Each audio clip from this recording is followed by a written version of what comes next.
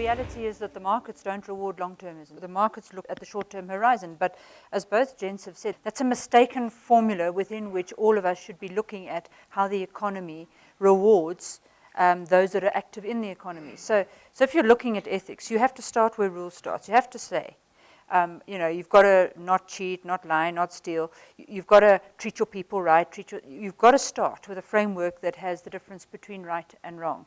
And then you've got to frame the way you look at business with a perspective that recognizes that businesses have a social license to operate. They have a responsibility. And you ask the question, why now? Why does it matter now? We're in the country with the largest Gini coefficient in the world. We have obvious social pressures. And if as business, all we worry about is the next consensus forecast, the next profit statement, the next SENS announcement, we have failed our duty, actually, as business leaders.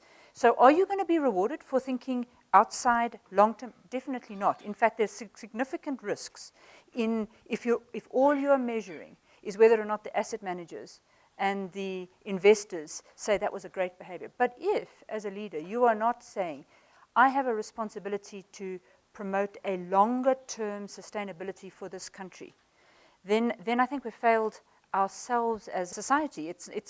And so measuring against what the traders on the screen say and is really not the right framing. So are you going to be rewarded for being brave, for thinking differently and longer term? Probably not as well as you should be rewarded in the short term, because people are wanting that forecast. But my argument is it's actually so far in this country, so far beyond just how do you ensure your business, your narrow business is sustainable. It's what role are you playing to make sure this country is sustainable. That's the way we have to think about leadership today, much trickier. If we were having this conversation in America, somebody would have by now stood up already and said, completely ridiculous. I mean, in American law, it's only the shareholder that matters. This is heresy.